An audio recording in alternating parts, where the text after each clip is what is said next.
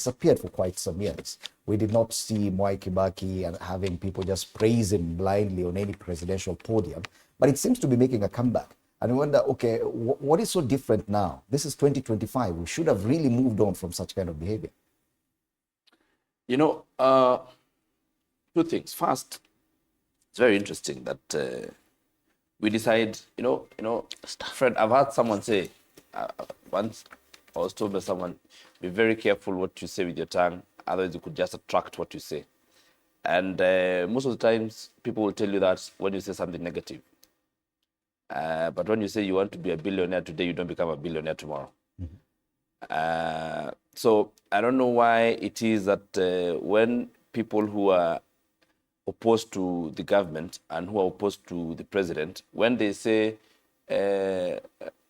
must go, we don't say that he will go. It's not taken that now they are saying he will go. But when someone says to Rafaya 24, then it becomes a very big deal because you said a very big deal. Both of them are two scenarios that oppose the Constitution, because the Constitution says you serve for 5 years, then after that, then we do another election, and if you get another 5 years, you get it. So if someone says must go today, it doesn't become a problem. But when someone says, okay, we'll do 24 years, it becomes a problem. That's number one. Number two, you will get your chance, Honorable Gakuya. No, Honorable Gakuya, just hold your horses. You will get your chance to speak. Continue, I've been quiet here listening to you. Number two, you find that there has been a very interesting scenario since this government came into power. You know, there are people who believe that certain leaders or the president or a government must come in through their hands. And the people who have not accepted that the government is constituted as is.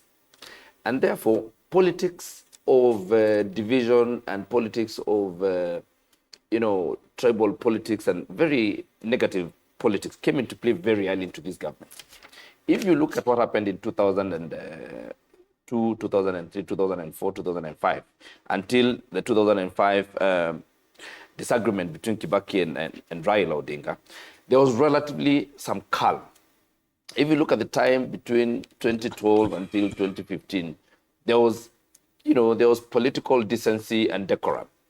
Right now, where we find ourselves between 2022 and 2024, or 2025, where we are, is that we got a lot of movements happening. And therefore, when people like Gakuya decide to take to the podium and, outrightly start their politics, then there will be people.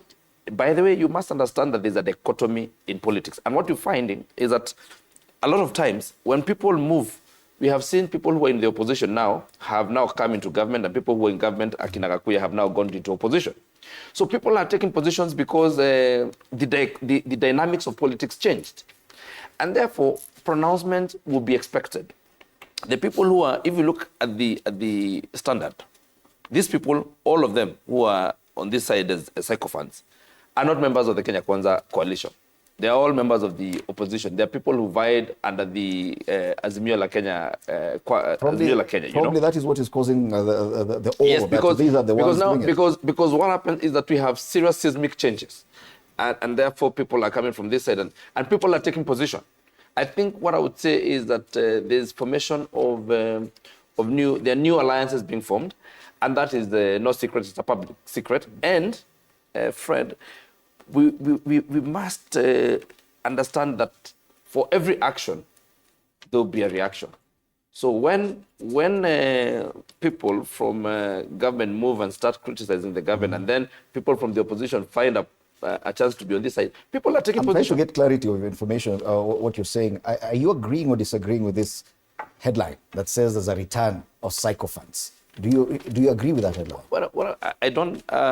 Well, it's a good way of putting it. If I were the editor, I would put it like this so that I sell my paper. But you do agree that there are sycophants. I would. I mean, I've told you I've been in the newsroom.